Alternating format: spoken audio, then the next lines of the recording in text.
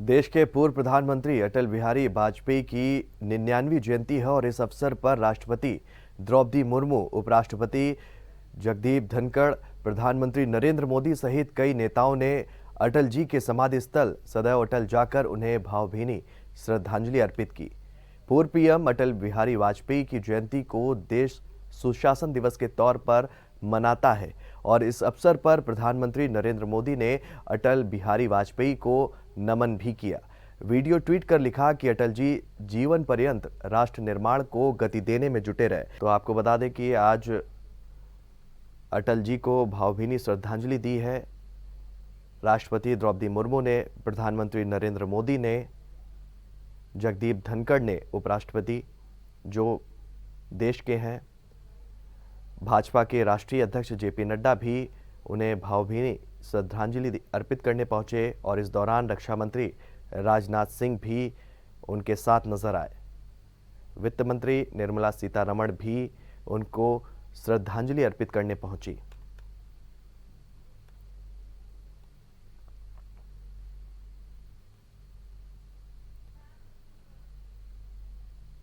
तो बता दें कि अटल बिहारी वाजपेयी की जयंती पर जगह जगह कई कार्यक्रम भी आयोजित किए जा रहे हैं और 4 तस्वीरें टीवी स्क्रीन पर इस वक्त आपके नजर आ रही हैं।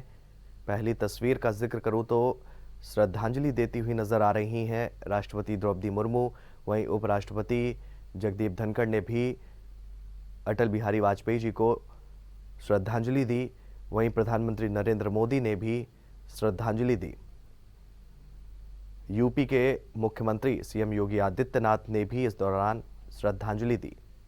तो तस्वीरों में आप देख सकते हैं 4 तस्वीरें, अलग अलग ये 4 तस्वीरें जहां पर राष्ट्रपति, उपराष्ट्रपति, प्रधानमंत्री और मुख्यमंत्री योगी आदित्यनाथ श्रद्धांजलि देते हुए नजर आ रहे हैं।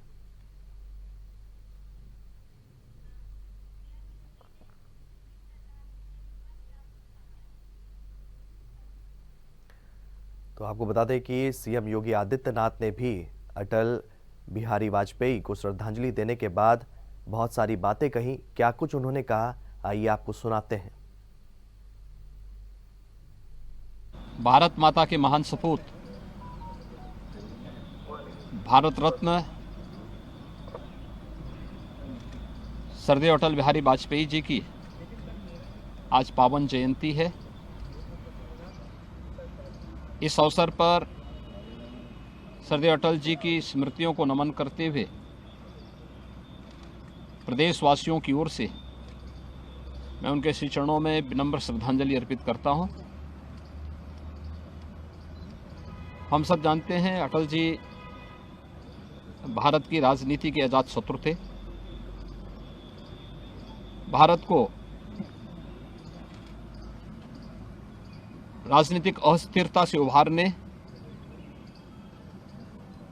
देश के अंदर राजनीति में शुचिता और पारदर्शिता का एक आदर्श प्रतिमान उन्होंने रखा था और यही कारण है कि आज पिछले 9.5 वर्ष से प्रधानमंत्री मोदी जी के नेतृत्व में भारत ने विकास, सुरक्षा और सुशासन के जो नए प्रतिमान स्थापित किए, इसकी आधारशिला सरदेव अटल जी ने अपने शासनकाल में रख दी थी। आज का दिवस सुशासन दिवस के रूप में भारतीय जनता पार्टी भी और सरकारें भी आयोजित कर रही हैं। सरदेव अटल जी का यह वर्ष जन्म शताब्दी वर्ष की शुरुआत भी है। हम सब जानते हैं कि 25 दिसंबर 1924 को मध्य प्रदेश के ग्वालियर में सरदेव अटल जी का जन्म हुआ था, लेकिन ये उन्होंने अपनी कर्मभूमि के रूप में तो उत्तर प्रदेश को चुना ही,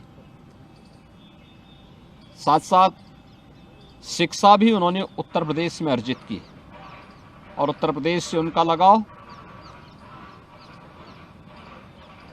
आगरा जनपद के बटेश्वर उनकी पैतृक भूमि के रूप में जानी जाती है। इन एक वर्ष के अंदर सदैव अटल जी की स्मृतियों को जीवंत बनाए रखने, उनके जीवन के हर एक उस पक्ष को जिसने समाज और राष्ट्र को एक नई दिशा दी है, सार्वजनिक जीवन में स्वच्छता और पारदर्शिता कैसे होनी चाहिए, इसके लिए प्रशासन की दक्षता को बढ़ाने के लिए जहां सरकार नई दिशा में प्रयास करेगी, वहीं साथ ही साथ साहित्यिक क्षेत्र में अटल जी की स्मृतियों को जीवंत बनाए रखने के लिए भी सरकार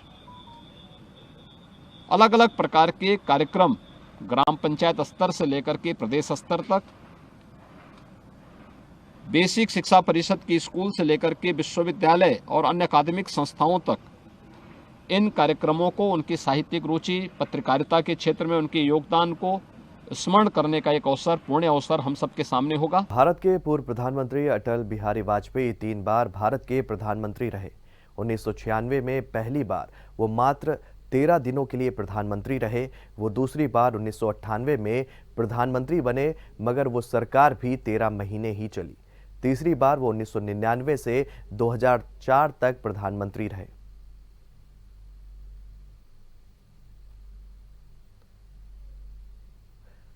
तो आपको बता दें कि उनका जन्म 25 दिसंबर 1924 को मध्य प्रदेश के एक शहर में हुआ।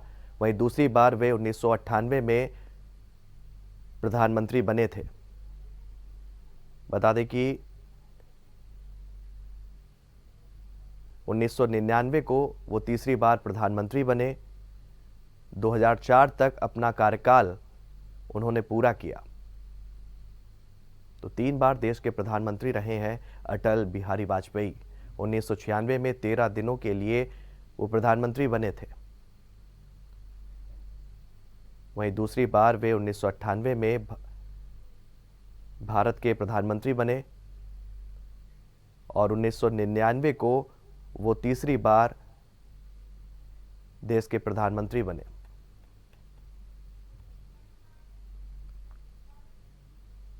उनका जन्म 25 दिसंबर 1924 को मध्य प्रदेश के ग्वालियर शहर में हुआ था।